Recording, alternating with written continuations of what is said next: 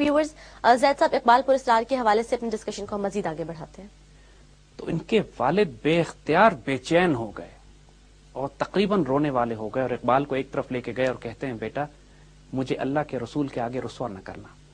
قیامت کے دن جس دن انبیاء، صدیقین، شہداء اور صالحین اور فاسق اور فاجر تمام روز محشر جمع ہوں گے، تو اس دن اللہ کے رسول مجھ سے یہ سوال کر لیں گے کہ یہ بچہ میں نے تمہیں دیا تھا تمہاری تربیت کرنے کے لیے کہ تم اس کو اللہ کے دین کی خدمت کے لیے استعمال کرو گے، اور اگر اس طرح کے معاملات کرو گے تو مجھے اللہ کے رسول کے آگے رسوا ہونا پڑے گا. اقبال ہل کے رہ گئے. یہ چھوٹے سے بچے کو پہلی دفعہ یہ سبق ملا کہ اللہ کے رسول صلی اللہ علیہ وآلہ وسلم کے آگے سرخرو ہونا یا ان کے آگے رسوا ہونا کیا معنی رکھتا ہے.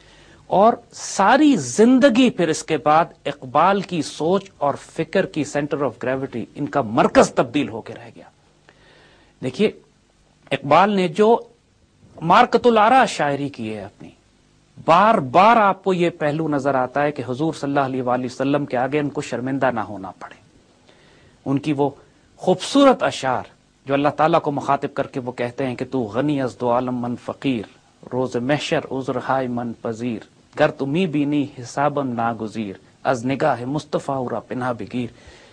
اللہ تعالیٰ آپ غنی ہیں دو عالم کے، میں ایک فقیر، ایک مسکین، ایک عاجز بندہ ہوں.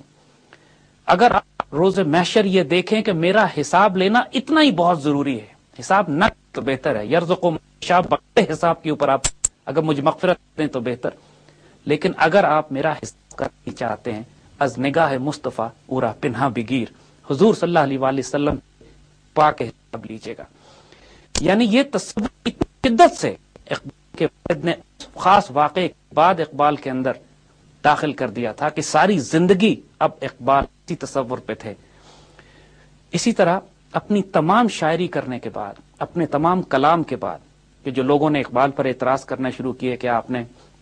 شاعری کے اندر مختلف قسم کی منتشر خیالات کو بھی ڈال دیا ہے، شدید اعتراضات اقبال پر کیے گئے کہ آپ اسلام کے علاوہ کسی اور مقاصد کی خدمت کر رہے ہیں، آپ ان کی ذاتی زندگی پر لوگوں نے اعتراض کیے، ان کے مقاصد پر اعتراض کیے. تو اس وقت بھی علامہ اقبال نے جو الٹیمیٹ چیلنج دیا امت مسلمہ کی تاریخ میں، ہم کسی دانشور، مفکر، عالم یا شاعر کی طرف سے ایسا چیلنج نہیں دیکھتے ہیں جو انہوں نے اپنے دشمنوں کو دیا ہو. اتنا بڑا چیلنج جس نے لاجواب کر کے رکھ دیا پورے ان کے مخالفین کو. آپ براہ راست حضور صلی اللہ علیہ وآلہ وسلم کو مخاطب کر کے آپ نے اپنے حق میں ایک دعا یا بد دعا کی علامہ اقبال نے، اور فرماتے ہیں، یعنی اگر فارسی میں اس کو کہیں تو فرماتے ہیں کہ پردہ ناموس چاک کن این خیابان را از خارم پاک کن، محشر خوار و رسوا کن مرا، بے نصیب از بوسہ پاک کن مرا. یعنی حضور صلی اللہ علیہ وسلم کو مخاطب کر کے فرما رہے ہیں کہ یا رسول اللہ صلی اللہ علیہ وآلہ وسلم، اگر میں نے اپنی شاعری میں، اگر میں نے اپنے کلام میں، اگر میں نے اپنے اس پورے مشن میں آپ کے دین کے علاوہ، قرآن پاک کے علاوہ کسی اور چیز کی نمائندگی کی ہو تو آپ میری فکر کا پردہ چاک کر دیجئے، اپنے چمن کو مجھ جیسے کانٹے سے نکال کر باہر پھینک دیجئے، اور قیامت کے روز مجھے ذلیل و خوار کیجیے گا، اپنی قدم بوسی سے محروم کر دیجیے گا. اتنا بڑا چیلنج، اتنا یقین بات پر کہ جو کچھ میں کہہ رہا ہوں، جو کچھ میری زندگی کا مشن ہے، جو کچھ میں نے زندگی کے ایک ایک سانس گزارا ہے، اس کا مقصد اللہ کے رسول صلی اللہ علیہ وآلہ وسلم کے دین کی نمائندگی ہے. یہ چیلنج کائنات میں آج تک کوئی مسلمان عالم یا دانشور یا مفکر اپنے کام کے بارے میں نہیں دے سکا. لیکن یہ کانفیڈنس جو علامہ اقبال کو تھا، جو یقین تھا، اور یہ بالکل اس کی بنیاد اس اول وقت سے پڑتی ہے کہ جب ان کے والد نے ان کو پہلے دن بتا دیا تھا کہ بیٹا روز محشر رسول اللہ کے آگے رسوا نہ کرنا مجھے، نہ اپنے آپ کو نہ مجھے. اور اس کے بعد آپ دیکھیں گے کہ علامہ اقبال کی تمام وجود کا مرکز ہی اللہ کے رسول صلی اللہ علیہ وآلہ وسلم بن گئے کہ محمد سے وفا تو نے تو ہم تیرے ہیں، جہاں چیز ہے کیا لوح و قلم تیرے ہیں. مسلمان جوانوں کو شاہین شہ لولاک کہا ہے آپ نے، یعنی ایک شاہین شہ لولاک حضور صلی اللہ علیہ وسلم کے لیے خطاب ہے، اور تم ان کے شاہین ہو. جب ابلیس کی نصیحت ہوتی ہے، جب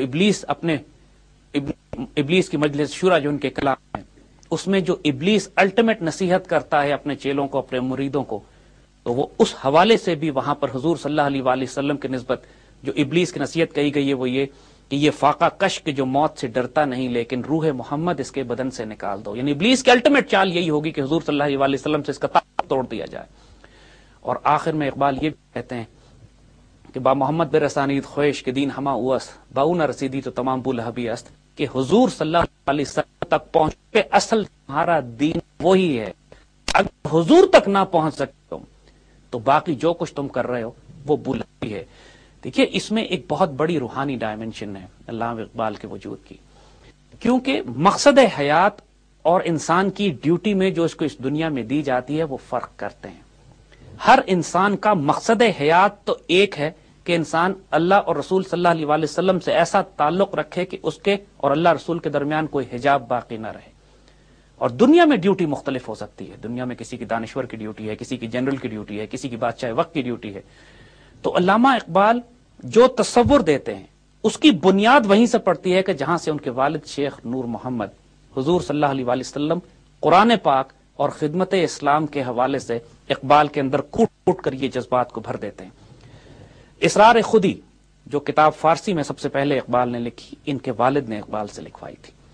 اور اقبال کیونکہ ان کے والد ایک درویش ایک فقیر تھے اور اقبال کی ضرورت نہیں ہوتی تھی کہ والد کے آگے قسم کے کوئی بات کر سکیں, تو والد کے کہنے پہ کتاب لکھی. جب ان کے دوستوں نے پوچھا کہ کیا والد نے اس کتاب کو پسند کیا, تو اقبال فرماتے کہ وہ صرف مسکرائے, اور یہ مسکرانا میرے لیے سرٹیفکیٹ تھا کہ میرے والد نے اس کو قبول کر لیا, پسند کیا. اسی طرح اقبال کی پتا ایک غیر معمولی درویش فقیر خاتون. اس بات سے اندازہ کیجئے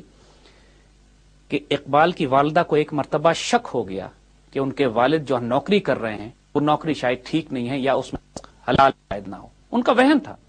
ظاہر اقبال کے والد کے لیے ممکن نہیں تھا کہ کہیں حرام نوکری کرے, مگر ان کو وہم ہو گیا کہ جس جگہ وہ نوکری کر رہے ہیں شاید اس شخص ٹھیک نہیں ہے. اس وقت اقبال اتنے چھوٹے بچے تھے کہ ماں کے دودھ پہ تھے. ان کی والدہ نے ان کو گھر سے کھانا پلانا بند کر دیا, اپنا دودھ پلانا بند کر دیا, اپنے حلال پیسوں سے اپنے زیور بیچ کے بکری خرید کے لائیں, اور بکری کے دودھ پر اقبال کو پالنا شروع کیا کہ کوئی حرام رزق اس کے منہ میں نہ چلا جائے. علامہ اقبال کی ماں نے تربیت اس طرح شروع کی ان کی, اور پھر اس بچے کے منہ میں جو حلال رزق جاتا تھا, پھر ان کے والد بڑی منت سماجت کر کے والدہ کو سمجھایا کہ میرا رزق حلال ہے. جب ان کو تسلی ہو گئی تو پھر گھر کے کھانے سے اقبال کو بھی رزق دینا شروع کیا. دیکھیے جن لوگوں سے اللہ تعالیٰ نے غیر معمولی کام لینے ہوتے ہیں ان کی اٹھان بہت پہلے نظر آ جاتی ہے. ان کی پیدائش سے پہلے بھی ان کے والدین کو بشارتیں ہو چکی تھیں, اور اقبال کے پیدا ہونے کے بعد اس گھر کا ماحول یہ تھا کہ اس ماحول میں اقبال جیسا شاہین ہی پیدا ہو سکتا تھا. اس کے بعد اقبال نے پوری دنیا میں پھرنا تھا. انہوں نے پوری دنیا کے ہر معاشرے, ہر تہذیب, ہر اخلاقی نظام کو دیکھنا, بہت قریب جا کے بھی دیکھا, لیکن بنیادیں اتنی مضبوط ہو گئی تھیں کہ اس کے بعد کفر کا نظام, مغرب کا نظام, اس وقت کی جیو پالیٹکس, اس وقت کی جیو اکنامکس, اس وقت کا سیاسی نظام, اس وقت کا معاشرتی نظام, اس میں سے کسی چیز نے اقبال کو کرپٹ نہیں کیا. اقبال نرم دم گفتگو, گرم دم جستجو, رزم ہو یا بزم ہو, پاک دل و پاک باز, ساری زندگی انہوں نے اپنی انہی اصولوں پر گزاری. فطرت لالے کی ہنا بندی بہت پہلے سے کرنا شروع کر دی تھی. فیسینیٹنگ زید صاحب, لیکن وقت ہوا چاہتا ہے ایک چھوٹی سی بریک کا. ویورز ایک بریک لیجئے, بریک کے بعد دوبارہ ہم حاضر ہیں اور گفتگو کا سلسلہ جاری رکھیں.